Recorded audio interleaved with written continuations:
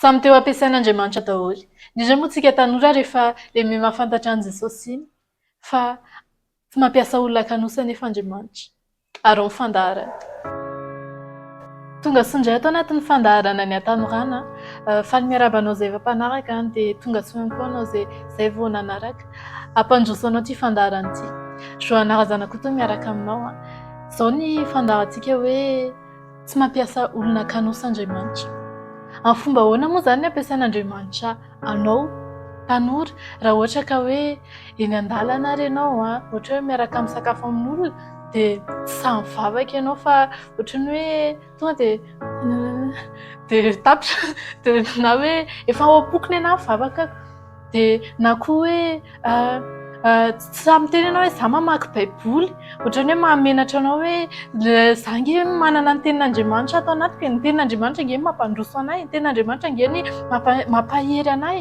Amin'ny fomba ahoana ary ny ampiasain'Andriamanitra anao raha ohatra ka hoe tsy sahinao tenenina ilay olona manao zavatra diso fa hozy izy ianao hoe ny tompo mahita fa nefa ianao nge mireprésente an' Jesosy ianao nge tokony hitondra an'ilay fahamarinana eo amin'ilay olona dia izay nge mahatonga anao hoe fahazavana ianao nareo fahazavan'izao tontolo izao hozy izy Andriamanitra dia tokony hoe tsy kanosa izany ianao raha hijoro amin'ilay maha-kristiana anao, hijoro amin'ilay mahazanak'Andriamanitra anao. Raha ohatra ianao ka mijery izao dia ny olona any amin'izao tontolo izao tsy menatra mihitsy izy amin'ny zavatra ataony. Ohatra hoe eny an-dalana eny fotsiny izao tsika dia efa mahita hoe tsy menatra izany olona mitondra ohatra hoe toaka, tavoahangina kanetina labiera, tsy menatra izy hoe izaho mifoka sigara, tsy menatra izy ilay mitenin-dratsy tena tsy dikany be ireny ataony karazany mihitsy ary tsy menatra mihitsy izy amin'izany. Dia nefany ohatran'ny lasa tsika ianao rehefa ilay tonga tato amin'i Jesosy indray ilay efa mahafantatra an'ilay fahamarinana indray, ilay efa manana an'ilay fahamarinana indray no avy eo lasa tsy samy teny ianao, tsy samy assume an'ilay zavatra fahamarinana efa azonao ianao. Lasa ohatran'ny hoe dominen'ilay olona ilay fanahy ratsy any amin'izao tontolo izao, ilay olona any amin'izao tontolo izao, ilay tokony ho ampianarinao indray, ilay tokony ho taritinao indray ho ao amin'i Jesosy ao amin'ilay fahamarinana kanefany tsy afaka ny ampiasanao mihitsy Andriamanitra raha ohatra ianao ka tsy sahy mijoro, raha ohatra ianao ka tsy sahy miteny, raha ohatra ianao ka tsy sahy milaza marina, raha ohatra ianao ka tsy sahy hoe ahoana hoe tokony hoe miaina amin'ilay maha-kristiana tena maha-kristiana anao.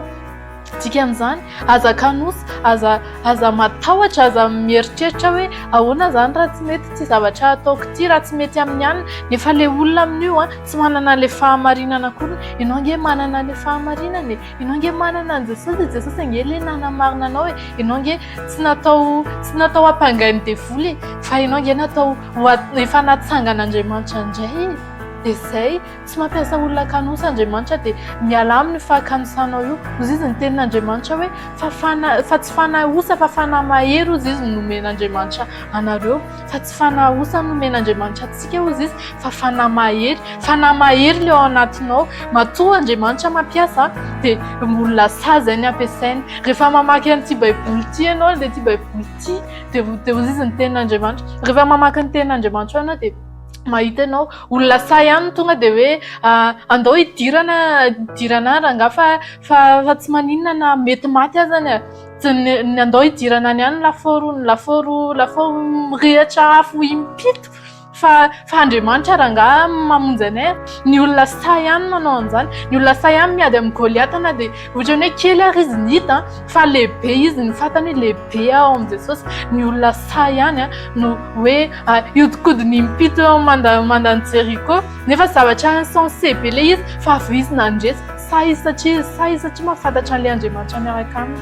Ny sahy ihany ny sahy niakatra teny Kalvari ho anao namonjy anao nanome an'ilay ainy ho anao. Dia ny dikan'izany mila sahy koa ianao.